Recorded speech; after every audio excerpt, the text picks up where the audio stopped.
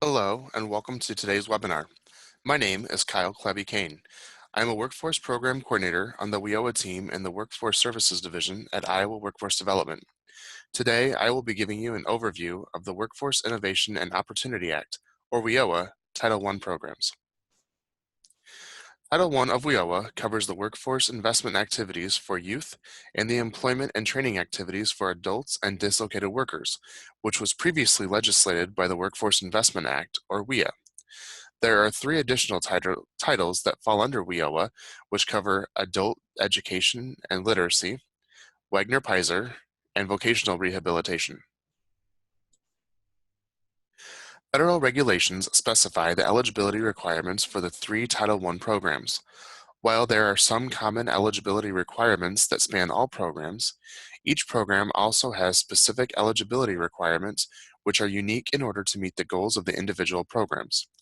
Participants may be enrolled in multiple programs, called co-enrollment, given the participant meets eligibility requirements for each program they are enrolled in.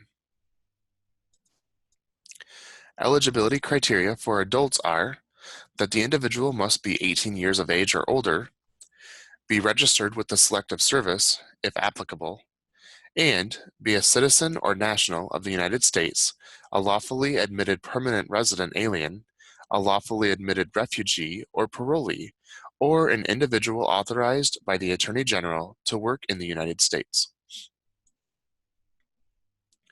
Eligibility criteria for dislocated workers are that they be registered for the Selective Service, if applicable, be a citizen or national of the United States, a lawfully admitted permanent resident alien, a lawfully admitted refugee or parolee, or an individual authorized by the Attorney General to work in the United States, and they must self-declare eligibility as a dislocated worker by identifying as one of a handful of types of dislocated workers as legislated. There are two types of youth: out-of-school youth and in-school youth. Eligibility for out-of-school youth are that they are not attending any school as defined under state law, that they are not younger than age 16 or older than age 24, and they meet one of the following criteria. They are a school dropout, they are within the age of compulsory school attendance, but has not attended school for at least the most recent complete school year calendar quarter, they are a recipient of a secondary school diploma or its recognized equivalent, who is a low-income individual and is also either basic skills deficient or an English language learner. They're an offender. They're a homeless individual, a homeless child or youth aged 16 to 24, or a runaway individual in foster care, or who has aged out of the foster care system, or who has attained 16 years of age and left foster care for kinship, guardianship, or adoption. A child who is likely to remain in foster care until 18 years of age, or in an out-of-home placement. They are pregnant or parenting. They're an individual with a disability. They're a low-income individual or person living in a high-poverty area requiring additional assistance to enter or complete an educational program or to secure or hold employment.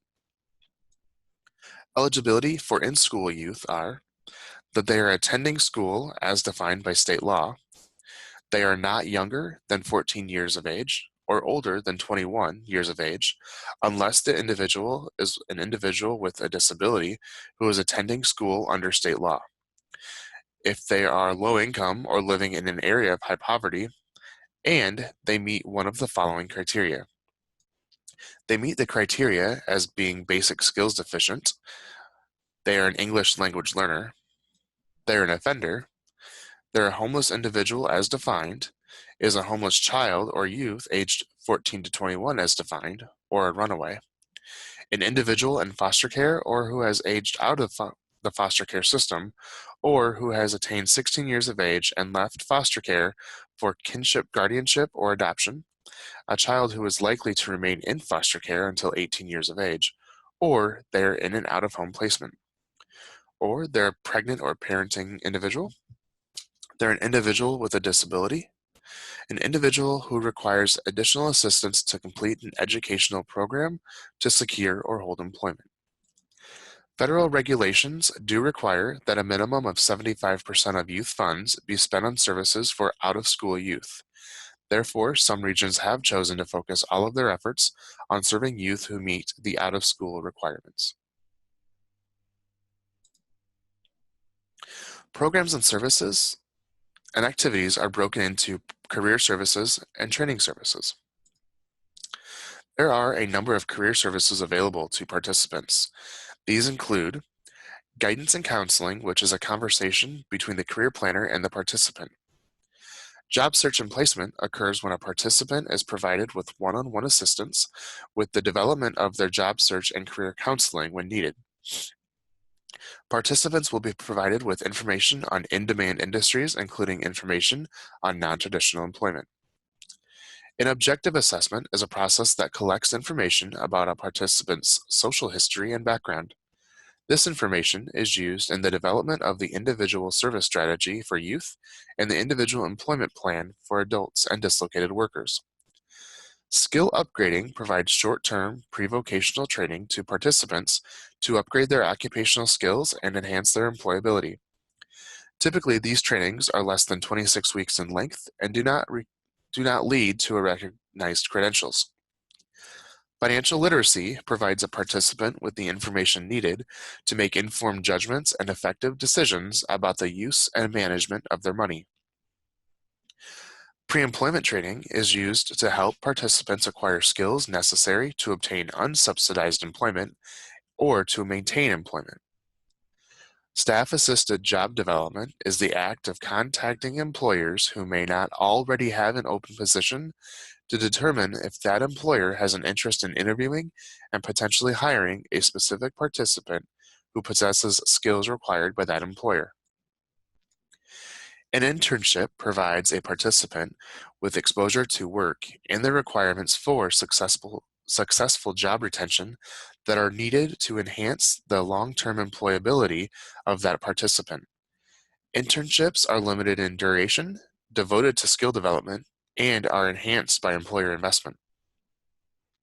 Work experience is an activity that is used for individuals who need assistance to become accustomed to basic work requirements and who have limited work experience, or who have been out of the labor force for an extended period of time. Registered apprenticeship is a proven approach for preparing participants for jobs while meeting the needs of the employer. It's an employer-driven earn while you learn model that combines on-the-job training with job-related instruction and curricula tied to the attainment of national skills standards. Entrepreneurial training provides participants with the basics of starting and operating their self-employment businesses or enterprises. This training does not support the costs of establishing the business. Occupational skills training is used most frequently by our participants and provides individuals with the technical skills and information required to perform a specific job or group of jobs. They are typically conducted in a classroom setting, but can also be conducted online or through self-study. On-the-job training allows a participant to training on-site at a place of employment while they are doing the actual job. A professional trainer or experienced employee serves as the course instructor using hands-on training, often supported by formal classroom training.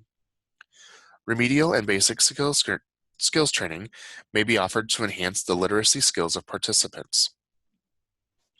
Secondary education certificate is offered to enhance the employability of participants by upgrading their level of education. Typically, any participant without a high school diploma or its equivalent will be put into this activity as part of their individual service strategy for youth or individual employment plan for adults and dislocated workers. Incumbent worker training is designed to ensure that employees of a company are able to gain necessary skills or to retain employment and advance within the company, or to provide the skills necessary to avert a layoff. Job shadowing is used to expose participants to jobs available in the private or public sector through observation, instruction, and if appropriate, limited practical experience at actual work sites. Finally, transitional jobs is used for individuals with barriers to employment who are chronically unemployed or have inconsistent work history. Support service payments may be provided when necessary to enable a participant to participate in a WIOA Title I activity or a partner activity. Types of allowable support services include the purchasing of clothing, counseling, payment for dependent care while the participant is receiving those training services, financial assistance, healthcare to meet needs related to training or employment, miscellaneous services, needs-related payments, which help assist individuals who may not be eligible for unemployment insurance benefits, residential and meal support, services for individuals with disabilities, stipends, which are available to youth only, supported employment and training, transportation, if that individual needs assistance getting to and from the training location, and incentive payments for youth only. Support service payments can be made only when the participant is unable to obtain the service through other programs providing such services. The criteria, procedure, or formula described in the local service plan is used to determine the eligibility for and the amount of support service payments for each individual participant. This criteria, procedure, or formula must be applied to all participants in any program or activity for which support service payments are provided. The local service plan must specify any limits, payment rates, maximum amount of payments, and maximum length of time for service supports to be available to participants. The need for and the amount of the supportive service payments must be documented in the data management system and hard copy justification of support placed in the participant's file. Support service payments must not be for activities in which the participant failed to participate without good cause. Allowable support service payments can be made based on the following guidelines and in adherence with any locally developed policy. Support services are available to members receiving individualized career services or training services, but only as determined necessary and documented in the case notes that the participant required such support to participate and complete the activity. Follow-up services are critical to ensure participants are successful in employment and/or post-secondary education and training. Regular contact with the individual is provided even though they have exited the program. For adults and dislocated workers, follow-up services must be offered as appropriate, including counseling regarding the workplace for participants who are placed in unsubsidized employment for up to 12 months after the first date of employment. Supportive services are not available for follow-up per regulation for adults and dislocated workers. For youth, follow-up services must be offered for 12 months. Follow-up services for youth may include the following program elements: supportive services, adult mentoring, financial literacy education, services that provide labor market information and employment information about an in-demand industry sectors or occupations available in the local area, such as career awareness, career counseling, and career exploration services, and activities that help youth prepare for and transition to post-secondary education and training. Follow-up services may conclude early if the participant declines participation or becomes unreachable. Follow-up services do not extend the date of exit for reporting purposes. Thank you for listening to today's webinar. Should you have any questions, the best way to reach us is through email. If you have questions about the Title I Adult or Title I Dislocated Worker programs, email dislocated.worker@iwd.iowa.gov. If you have questions about the youth program, email youthservices, that's all one word, at iwd.iowa.gov.